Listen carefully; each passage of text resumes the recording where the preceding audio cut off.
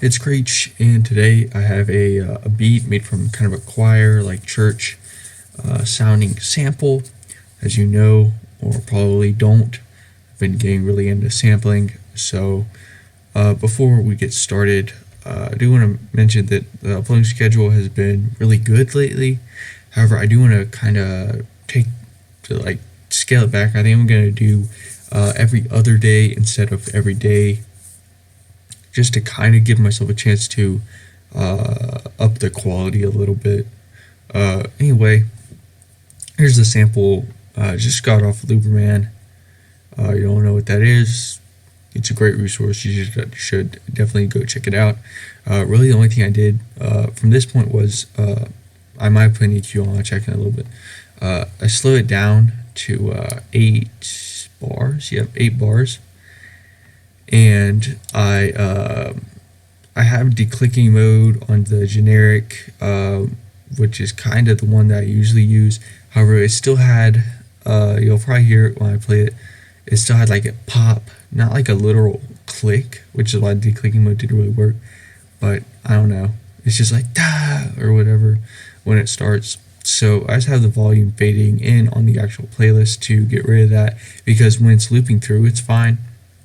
There's no click or anything. But so anyway, here is the sample.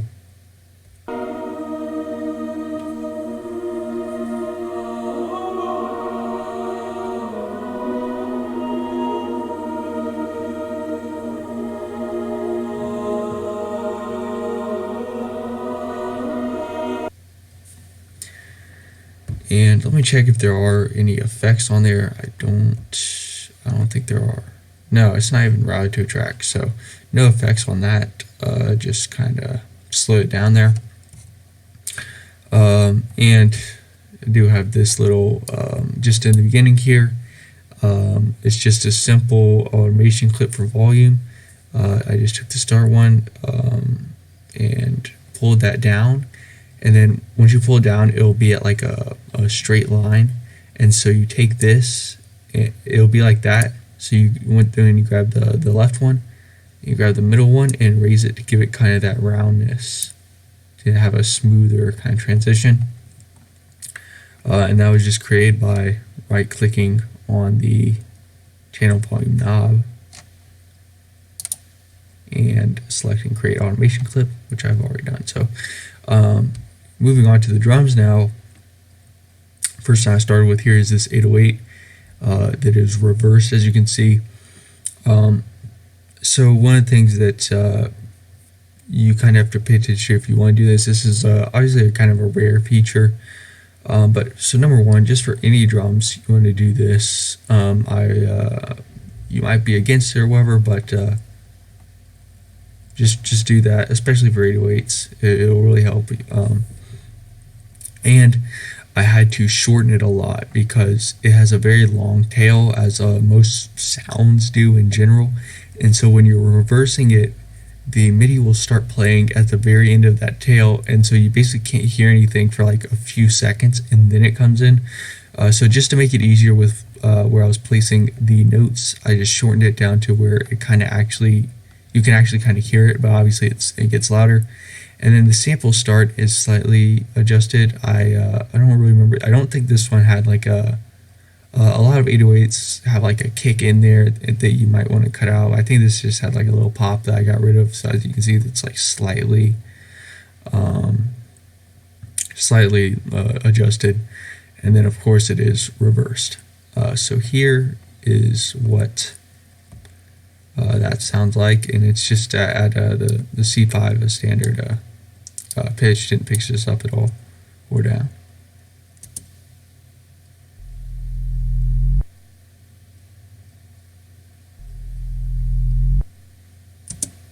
And as you can hear there is a slight pop, but you can't really hear it because there's so much shit going on in this beat.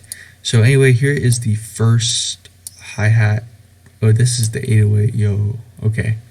I don't know why I thought it was a hi-hat, but anyway, didn't really do much in terms of editing it. Of course, I did this. So if you're not doing that, you really need to help you out a lot. So here's the 808 pattern.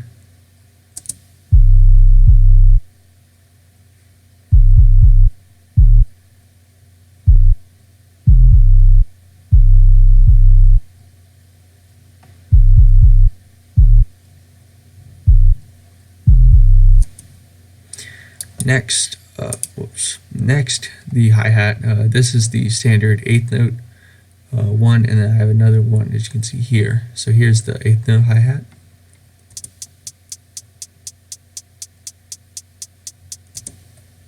And then I add a little more of a complex pattern with a different sample altogether. So here's the original. Here's the eighth note sample,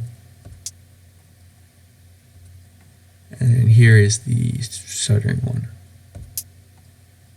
So it's a little bit higher pitch, a little bit grittier. So here is that pattern.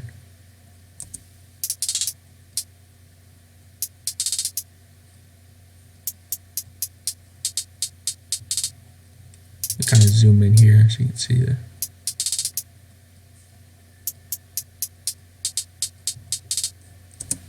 And a lot of times hearing that on its own sounds a little too random or too scattered or whatever, but it does kind of work within the beat. So here you can see I have two kick patterns. Basically this one is like a little intro part. So yeah, here's the first kick pattern.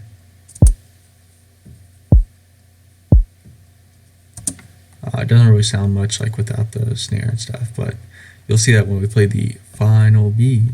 And so here's just the kind of standard kick pattern that plays throughout most of the beat.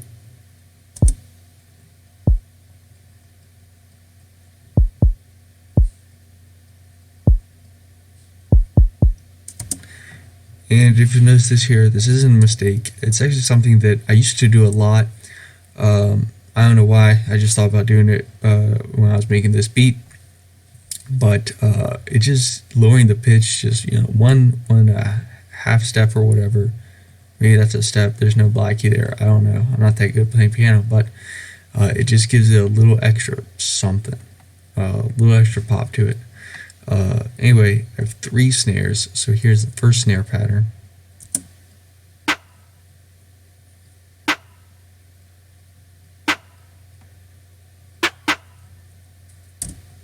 Obviously, just standard one except for that little high pitch there.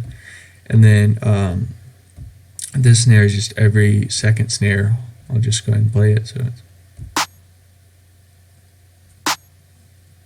that one's just kind of a more clappy, more harsher sound. And this snare is it's just kind of, I always call them counter snares. I don't really know what to call them, but it's like ta, ta, ta, ta. And so it's just kind of a different sounding one, just kind of in between the standard snares.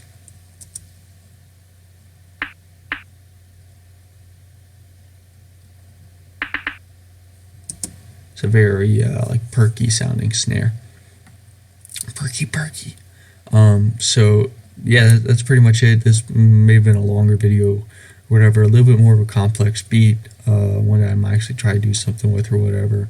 But yeah, as I said earlier, I'm gonna try to get on like kind of I'm gonna establish a actual schedule. Like it might be Saturday, Tuesday, Thursday, Saturday. That doesn't even work, but I'll figure something out.